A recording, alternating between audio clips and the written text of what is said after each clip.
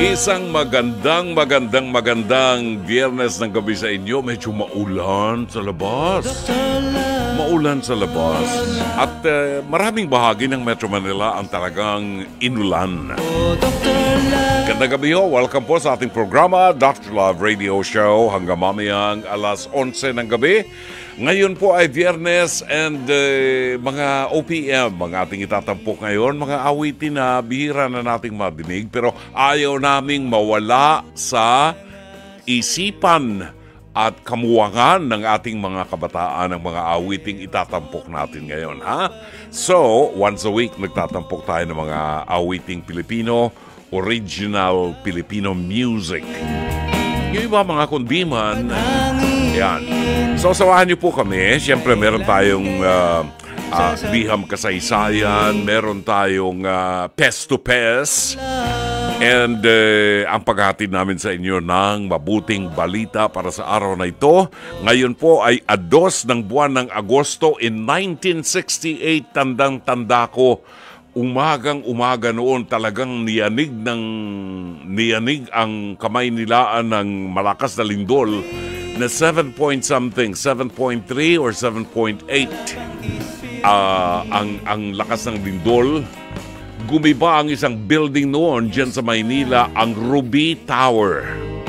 At kami naman sa Pasig, ako'y second year high school if I'm not mistaken. Naku, nagising kami. At tanda ko, madaling araw pa yata yun. Nagsimula ang coverage ng DZAQ, if I'm not mistaken, Radyo Patrol. Walang humpa yun. Ayun, ngayon po ang kanyang anibersaryo, ang pagguho ng ang dami namatay dyan. Isang building sa Maynila, sa may gawin ng Chinatown yata, if I'm not mistaken. Ruby Tower, yan. So pagdasal natin yung mga kaluluwa ng mga pumanaw. Tapos may nakita akong pictures kanina, pinadala ng kaibigan ko, si WCY, sa may dyan din sa gawin ng Chinatown, if I'm not mistaken, Jake. May nasunog na bahay na ilang palapag. Lumang bahay na. Naku, 15 tao ang nasunog na nalitsyon. Diyos ko, ba't ganun? Bakit wala bang fire exit? Walang fire extinguisher? May sumabog daw na LPG. Ayun. Kung gabi, di maraming natutulog pa. Alam mo, nakita ko doon sa picture, pinadala sa akin ng kaibigan ko, kawawa naman yung mga tao. Namatay na nang hindi na nagising. Kaya nga, tayo po dapat nating samantalahin na gumawa ng mabuti, di ba? At mag-reflect sa ating pagkatao ang larawan ng pag-ibig ng Diyos. Ay nako, tayo po ay napapakinggan sa 92.3 Radio 5 True FM sa buong Mega Manila. At kasabay napapanood at napapakinggan po sa Facebook page ng 92.3 True FM. Pakishare din po ang ating live stream ng ating episode ngayong gabi para pakinabangan po ng ating mga kapatid. Siyempre, mga kapatid, i-follow, like, and share ang ating social media accounts. Ito ay at Radyo 5 True FM sa X, formerly Twitter, Threads, Instagram, Facebook at TikTok. And don't forget to subscribe sa Radyo 5 True FM YouTube channel. Ilagay po ninyo sa yellow basket. Para naman sa mga nais maging bahagi ng ating programa at makibahagi sa kanilang mga kwento ng buhay, mga problema, whatever, maaari kayo magpadala ng mensahe sa Dr. Love Facebook Messenger o dili kaya ay tumawag sa ating hotline sa 863-15788 at 863-16674. It is now 9:46. Pagkain pang-spiritual. Mga salita ng Diyos na nag-iiwan ng pag-asa, kapanatagan at kapayapaan. Pagkain pang-spiritual, hango sa bagong tipan ng banal na aklat. Pagkain pang-spiritual. Narito ang ating pagkain pang-spiritual sa araw na ito ng Biyernes, ikalawa ng buwan ng Agosto.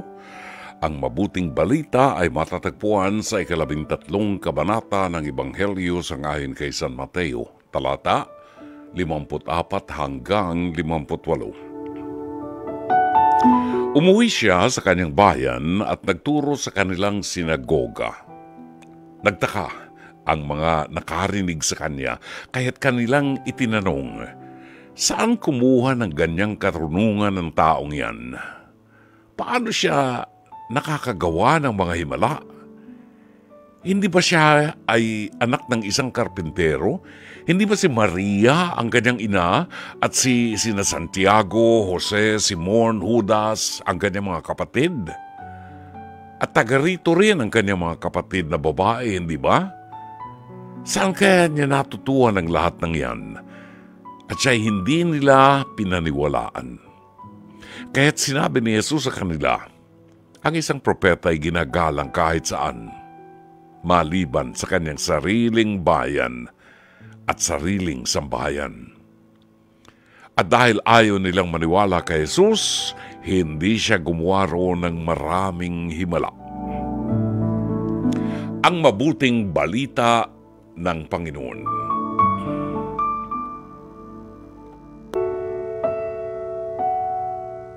Pagkaing pang-spiritual.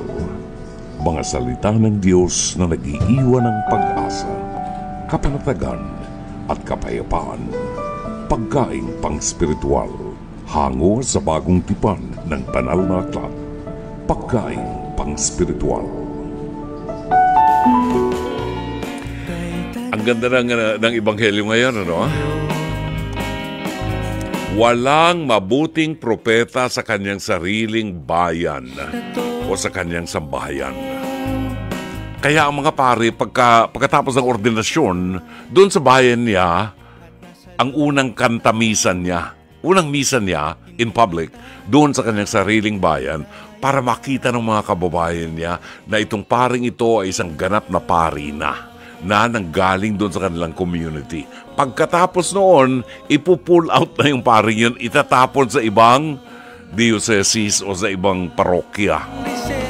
Kasi kung doon mo ilalagay sa kanyang parokya, abay mangyayari dyan parang si Jesus, ayaw paniwalaan ng kanyang mga kapitbahay, ayaw maniwala sa kanya. Kaya iniwanan ni Jesus ang kanyang bayan sa Nazaret. No? Isinilang siya sa Bethlehem pero lumaki siya sa Nazaret. Iniwanan niya ang Nazaret at nagpunta siya doon sa baybayin ng lawa ng Galilea. Doon siya nanirahan sa community na kung saan si San Pedro, si San Simon ay nakatira. Capernaum. At doon sa Capernaum, doon siya mga nangaral, nagpagaling ng mga may sakit. Nangaral ng mabuting balita, yan. Okay. Ang atin pong itatampok ngayong gabi sa ating Pest to Pest, Hear It ni Dr. Love, ay napanood kaninang umaga sa Face to Face sa TV5. Ito po ay mapapanood Lunes hanggang Biyernes, alas 10:15 hanggang alas 11:15 ng umaga, kasama si Mama Carla Estrada at saka si Alex Calleja at ang trio tagapayo. Kung nais niyo pong magbigay ng komento, maaari kayo magpadala ng mensahe sa Dr. Love Facebook Messenger o kaya po sa ating live stream. Meron po itong replays, may replays ito tuwing alas 8 hanggang alas 9 ng gabi sa Signal TV 1PH Channel 1. Okay. Now, narito ang ating topic, ang ating episode ngayong gabi, pinamagatang, bakit nasa ukay mo ang isinampay ko? Yung ukay, di ba? Bakit nasa ukay mo ang sinampay ko? Sinampay ko yun ba't napunta sa iyo? Alamin natin, narito ang ating episode ngayong gabi sa Pest to Pest. Hear It ni Dr. Love. Ano po ang inirereklamo nila? Nirereklamo ko po sa Edna sa panunungkit ng sinampay. Kasi nakikisampay lang po siya sa sampayan ko. Nagbibenta po kasi siya, ma'am, ng ukay-ukay. Okay, so ang ibig mong sabihin, yung mga ukay mo ay sinusungkit ni Edna at isinasama dun sa mga... Binibenta po niyang ukay-ukay. Paano mo nasabi? Totoo ba yan? Totoo po, ma'am. Ano pong katibayan ninyo? Isang beses ko po siyang nahuli. Paano? Hindi ko po lang siya sinita. Nung pangatlo ko po, ma'am, sinita ko na po kasi ang paborito kong damit, yun na po ang sinungkit niya, ninakaw niya. Walang hiya siya, ma'am. Napakawalang hiya niya. Talaga? Opo. Saan mo nabili yung favorite mong damit na yon? Sa ukay-ukay din po. Kanino? Sa sapote. Ah, okay. At least hindi sa kanya. Opo. Okay. So, anong ginawa mo nung nahuli mong nandoon yung paborito mong damit? Direklamo ko po siya sa barangay. Ang sabi po ng barangay, hayaan na lang po. Ariglo. So, pumayag kayo. Bakit? Naawa po ako sa kanya, ma'am, kasi wala po siyang Pangkain. Opo. Nagnenegosyo tayo, di ba? Opo, ma'am. So, ukay-ukay, marangal na negosyo yun. E ba't hahaluan natin ng sinungkit na damit, di ba? Oh, so, paano ngayon yan? Nalaman na ng buong barangay? Bakit? Kwento mo. Isinigaw ko po siya, ma'am, magnanakaw ng sinampay. Magnanakaw, mga kapitbahay. Si Edna, siya isang magnanakaw. Ay, sinabi mo yun. Okay.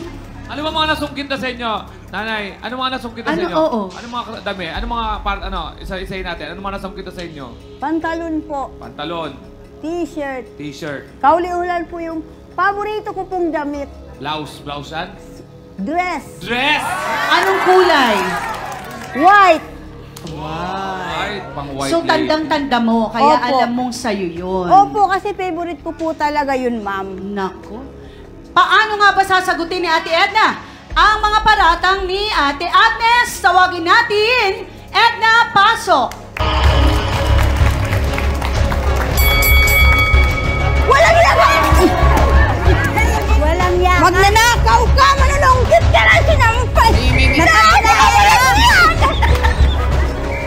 Napatunayan na! Tama na, kalma. Hindi niyo ko kakayanin si Tweety Bird. Hindi Kahit mo ano gawin nyo. napapatunayan! Huwag na kayo na kaya sabi ko sa inyo. Hindi mo kaya, hindi mo kaya talaga si Tweety Bird. Hindi niyo mo kaya si Tweety Bird. Huwag kayong magkala. Kalimutan niyo na po. Ano po, napagod kayo, no? Namula siya. Imbis na pa-forward kayo, pag-ano kayo. Alisa. Naging typewriter eh. Ate Edna, bakit hawak-hawak ninyo ang inyong tsinelas? Babatuin ko siya kasi masinungaling siya. Ay, kit mo po nasabing sinungaling. Wala akong katibayan siya na nagnakaw ako ng damit niya po. Wala po. Ay, Hindi, ako po nakita, binigyan Ikaw! mo yung favorite kong damit. Wala Sa kang kapitbahay paborito. natin. Huwag Hindi kang mo sinungaling ate. ate. Ukay ko yun. Nasaan yung Damit ko damit yun, na ate. yon? Nabili na po ng Oh. Magnanakaw ka ate, magnanakaw ka ng sinampay, magnanakaw ka. Ano? Hindi! Ah? Binili ko yun yung ukay-ukay sa Divisoria. Ano mo? May Hindi magkakapalit totoo yan ate, hindi totoo yan. Sinungaling ka! Kasi inggit ka lang sa akin eh. Malakas ako! Ate Edna, matanong lang kita. Gaano ka nakatagal nagbebenta ng ukay-ukay? Matagal na po, 3 taon na po. Saan ka nag-aangkat? Minsan po sa Divisoria, sa Baclaran, minsan po dito lang kami sa... Okay, Yan, pero yan. ito ba ang unang pagkakataon na ikaw ay pinagbintangang magnanakaw ng damit? Opo, ngayon lang po. Pero paano mo maipapaliwanag na nawawala ang damit ni Ate Agnes at nakita niya sa kapitbahay?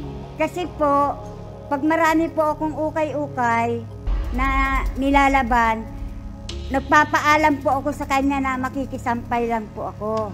Ngayong saglit lang po, kasi naka-dryer po yun. Inahango ko po kagad. Pero hindi ba baka sakaling na nasama mo nung... Hindi po. Alam ko po ang lulugaran ko po sa sinasampay ko po. So, ang sinasabing damit na nawawala ay nabenta na. Hindi po. baka kamukha lang po yun kasi minsan po may Sinungaling pare-parehas ka, damit. Pero po nabenta niyo na yun. yun. Ang alam ko, sa... Nabili na po. Nabili na. Oh, Pero hindi po sa kanya yun. Talagang ukay-ukay ko po yun. Ano ba itsura nung damit na yon, Ate Edna? Ang binili po nung suki ko po, dress po siya. Dress na may mga bilog-bilog po.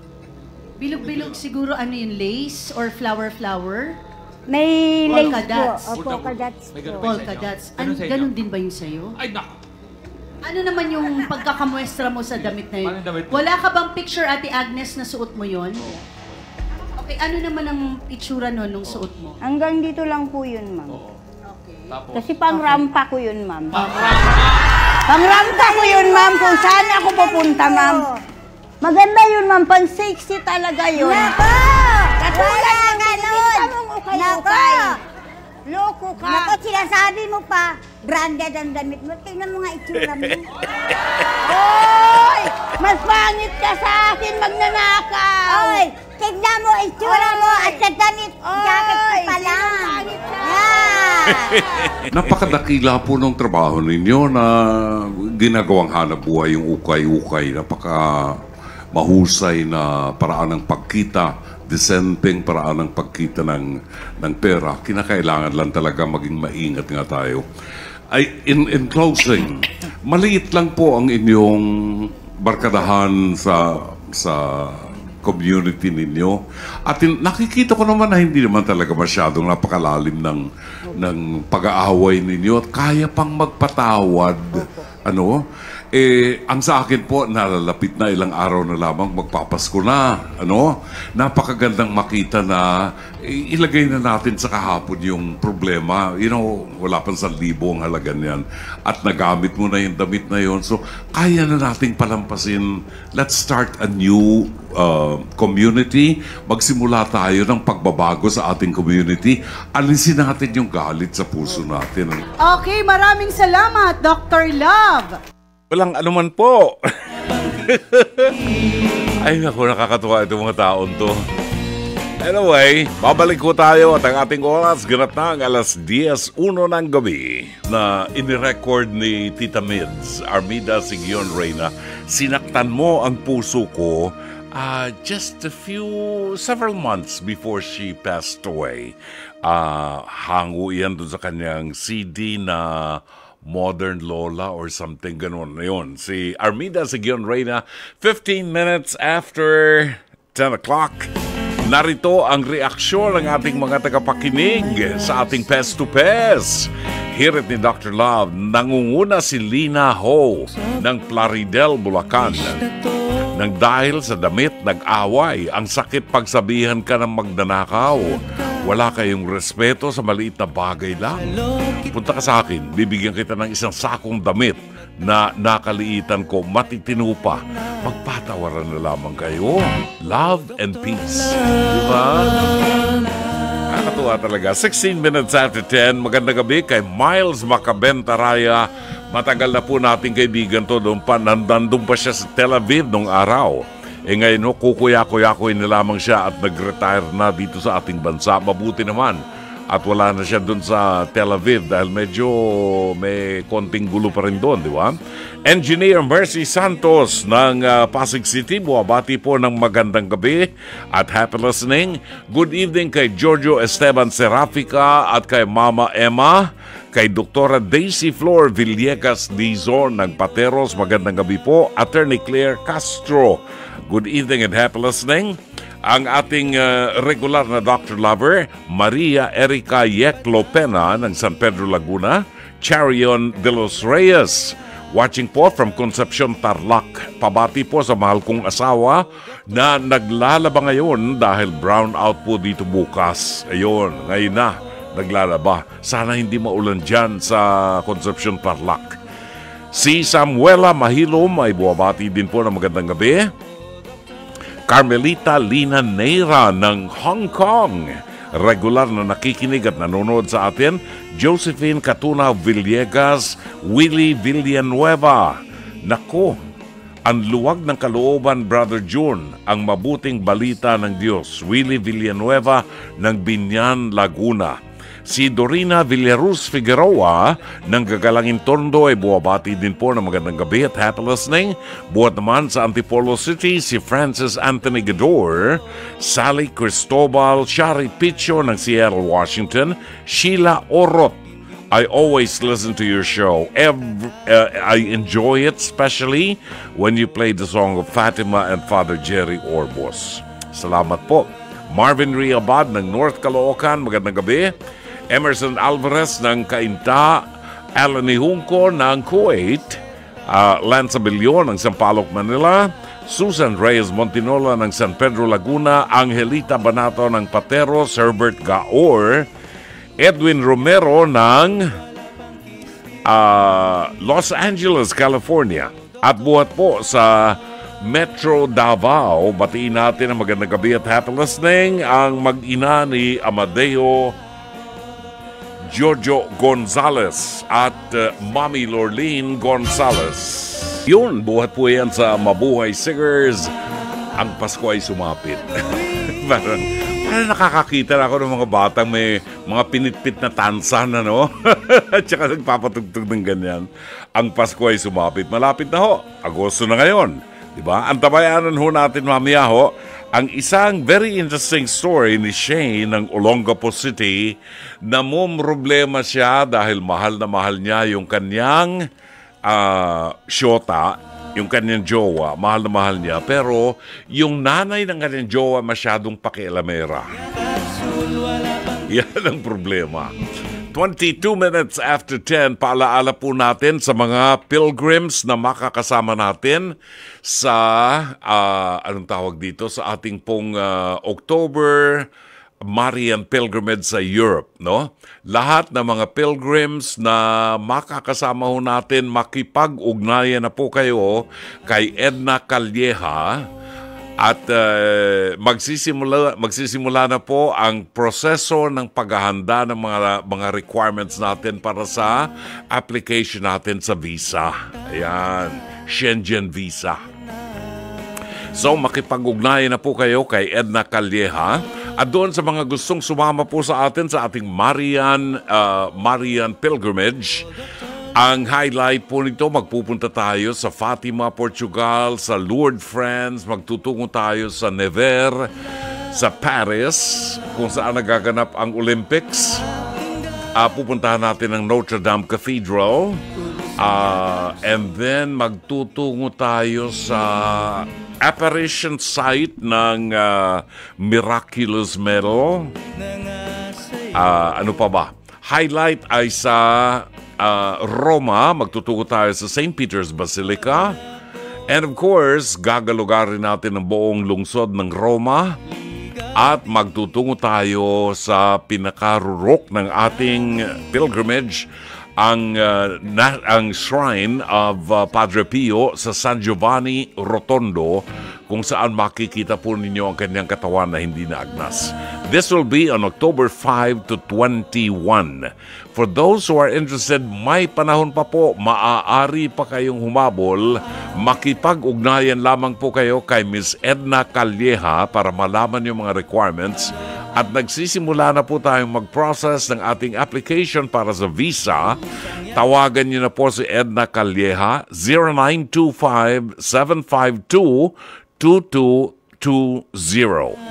Konti lang po tayo dito ho. Hindi ho tayo masyadong napakarami at mahirap po yung masyadong marami. Ang telephone number ni Edna Calleja, 0925-752-2220. Para maka-experience kayo ng pilgrimage ni Brother June. Pagbaba niyo ng eroplano, may naghihintay na ho sa inyong coach na meron kayong English-speaking guide. At kasama diyan breakfast, lunch, and dinner. 4 to 5-star hotel accommodation. At syempre kasama niyo si Brother June until the end. Bueno, 25 minutes after 10, pagbabalik po natin ating tutunghayan ang liham kasaysayan ni Shane ng Olongapo City. 26 minutes after 10, naalala niyo ba ang awiting ito?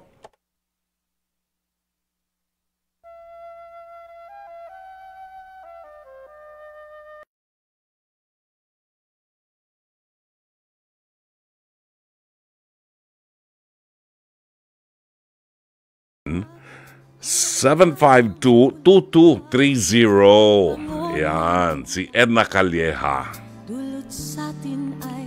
Here is Cool Ledesma. Kung ika'y nalulungkot at wala kang makaibigan,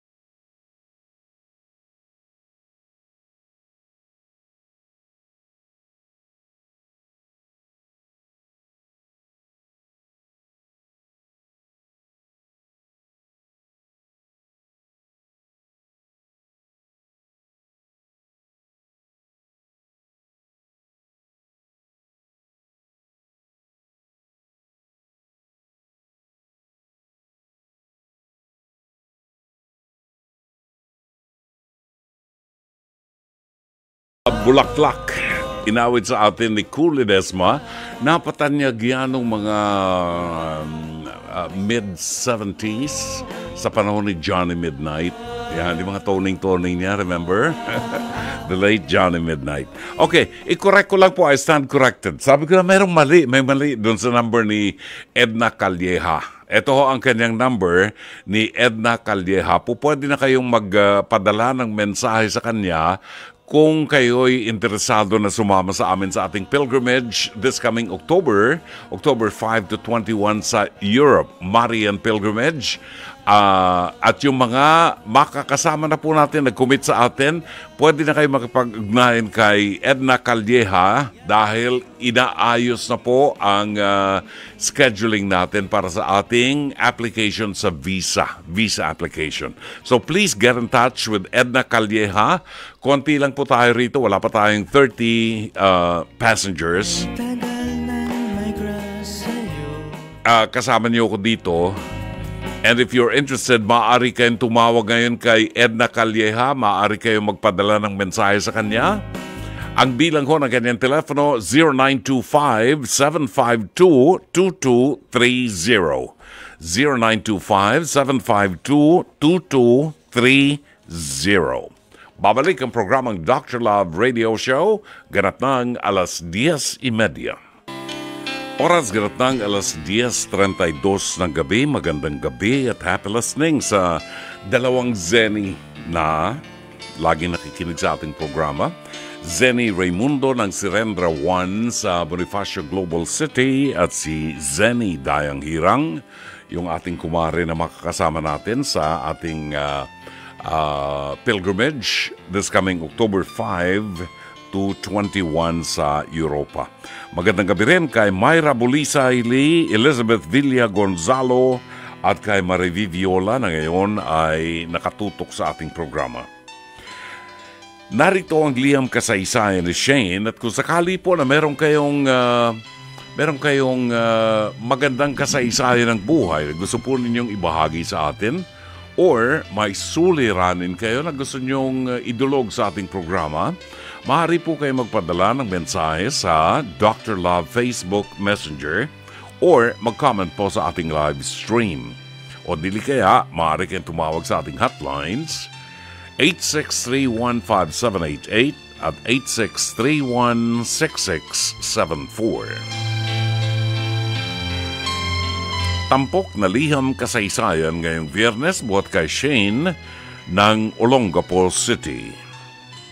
Dear Dr. Love, hello po sa inyong lahat at sa inyong mga tagapakinig ng programang Dr. Love Radio Show. Ako po si Shane, 28 anyos. Ako po ay mula sa Olongapo City sa Zambales. Isa po akong media practitioner. And we have a small media company that produces television and online shows, as well as other related projects. It's actually owned by my boyfriend of 7 years. Nakilala ko siya nang nag-on-the-job training ako sa kanila until we fell in love and got into a relationship. So far, so good. We've been planning to get married na rin at nakapagsimula na kaming makapagpatayo ng bahay sa Subic, Olongapo. Ang problema ko, Dr. Love, ay ang nanay ng boyfriend ko na masyadong pakialamera. Masyado siyang intrimitida. Lahat na lamang po pinapansin niya at kailangang may say siya sa bawat ginagawa namin. Mabuti po sana kung constructive at may mabuting intensyon pero hindi po eh. Gusto niyang kasama siya palagi kapag may shooting kami. Sa labas, kahit hindi na kasya sa van, isinasama naman namin siya at times basta kasya siya sa van at meron pong budget. Gusto rin niyang siya raw ang mag-decorate at mag-ayos sa ipinapagawa naming bahay kapag natapos na at gusto niyang doon daw siya sa master bedroom sa halip na sa amin magjowa kapag ikinasal na kami. Kapag may inuwi kaming pagkain para sa lahat, tinatago niya ito sa halip na pagsaluhan namin kasama ang mga kapatid ng jowa ko. Pinapayuhan din namin siyang mag-diet at mag-exercise dahil may iniinda na po siyang sakit. Pero matigas po ang ulo niya. Madaldal po siya at palaging puyat sa kaka-TikTok. Pati po mga asawa ng anak niya naiinis na rin po sa kanya. Pero kapag kinausap naman siya o kinumpronta, siya pang galit at lumalabas na inaapi. Hi, Dr. Love. Ang hirap siyang pakisamahan talaga. Ilan lang ito sa mga problema namin sa kanya. Gusto ko siyang itrato ng maayos at may respeto dahil nakatatanda siya at nanay siya ng jowa ko. Pero nahihirapan ako minsan, lalo na kung pagod na ako galing sa trabaho. Paano ko ba ito haharapin, Dr. Love? Salamat po in advance advising niyo sa akin. God bless you. All the best. Shane ng Olongapo City.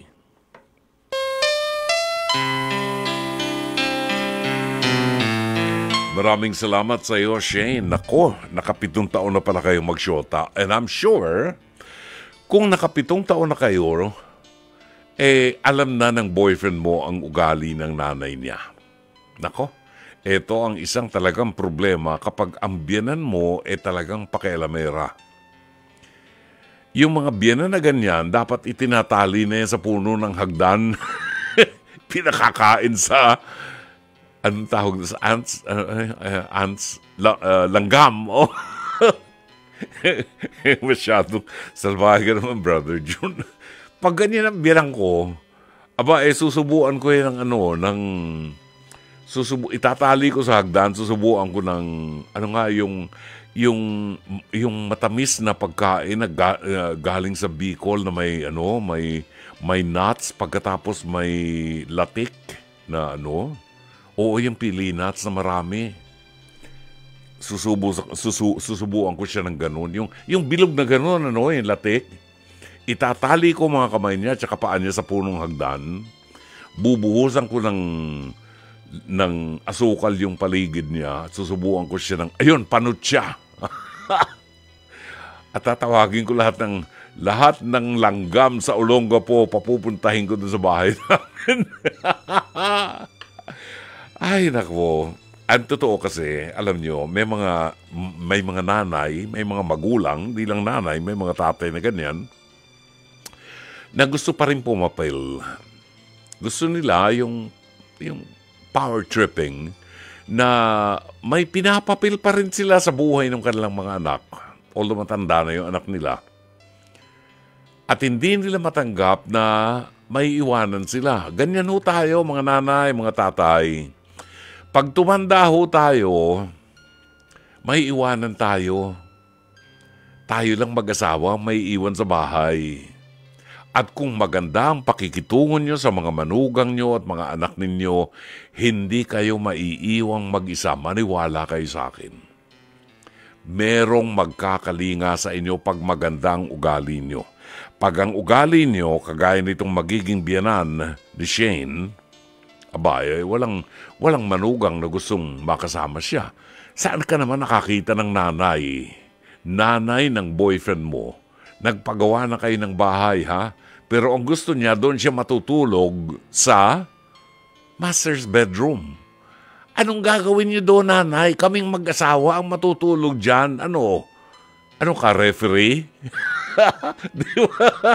Tagabilang ka kung ilang rounds. Ano ka? Pabayaan mo yung anak mo. Bayaan mo silang mabuhay. Nako. Ganito, Shane, ha? Hindi ko ituturo sa iyo na maging salbahe ka sa biyanan mo dahil ma-offend ang asawa mo. Let your husband or your boyfriend shoulder all the problems about his mom.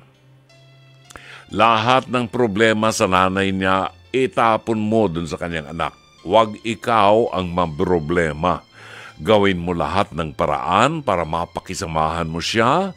Kahit mabigat sa kalooban mo, ipakita mong nire-respeto mo siya. I tell you, kapag naramdaman ng biyanan mong pakialamera na mahilig mag-TikTok, na nire-respeto mo siya, mahal mo siya, iginagalang mo siya, magbabagong pakitungo niyan sa'yo. Pero ang pinaka-importante, huwag mong pasanin ang mundo tungkol sa problema mo sa biyanan mong hilaw. Bayaan mong ang magiging asawa mo ang mamroblema. So, lahat ng problema, lahat ng masasabi mong mapupuna mong hindi maganda sa biyanan mo, sabihin mo doon sa iyong boyfriend o mapapangasawa. Siguruhin mo lang na maghanap ka rin ng maganda sa biyanan mo na masabi mo sa asawa mo.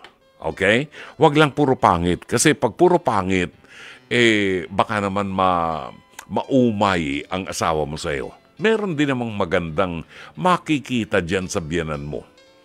Actually, hindi ako naniniwala na ang mga biyanang babae kaaway talaga ng manugang na babae. Hindi totoo yun. Kasabihan lang yun. Merong mga biyanan na babae na ang kakampi talaga ay yung mga manugang nilang babae. At ang napapagalitan yung kanilang anak. Ganon. So, kung ako ang tatanungin mo, Shane, tratuhin mo ang iyong biyanan na hilaw, bagamat makulit, ikaw na magpahaba ng pisi, tratuhin mo siya bilang isang ina, bilang nanay mo. After all, nanay siya ng asawa mo at hindi po pwedeng itapon yan ng iyong boyfriend. Ang boyfriend mo, alam niya ang problema sa nanay niya. Mabuti nagpagawa kayo ng bahay, pero mas makabubuti sana kung ang biyanan mong babae hindi na sumama sa bahay niyo. Kasi impacto ang buhay mo pag sumama ang biyanan mo sa bahay mo. Dapat alam niya ng boyfriend mo. Gusto kong paniwalaan na it's not really a big deal. Kaya mo ring pakisamahan itong biyanan mong pakialamerang ito. Dahil nakapitong taon na kayo ng boyfriend mo at nakapagpatayo na kayo ng bahay, ibig sabihin may investment na kayo at nagkakasundo kayo ng boyfriend mo. Sana'y natulungan ka ng palatuntunan ito. As always, Dr. Love. Dahil sa isang bulaklak at 10:57, ihabol po natin ang pagbati ni Riza, templadong parang kape ng San Pedro Laguna na siyang bumati sa mga Dr. Lovers na sina Yek Lopena, sina Sister Susan at Sister Lori at si Joshua, Dr. Mina, Dr. Ed Trinidad. Yan. Maraming salamat po sa inyo. Kay Yek Lopena, maraming salamat din.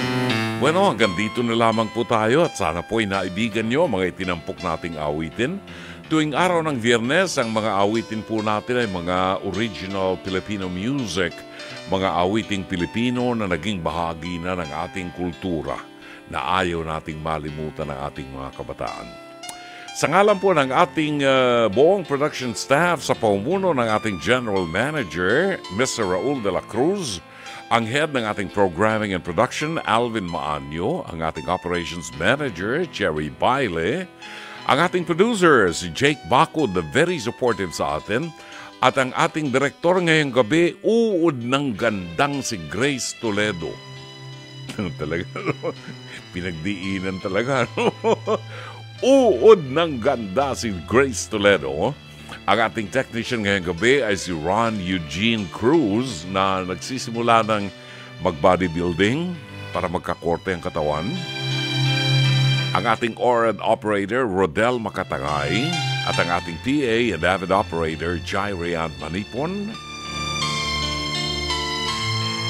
Ito po naman ang inyong lingkod, Brother June Banaag. Hanggang sa Lunes muli, magandang gabi. Maraming salamat. Shabbat Shalom.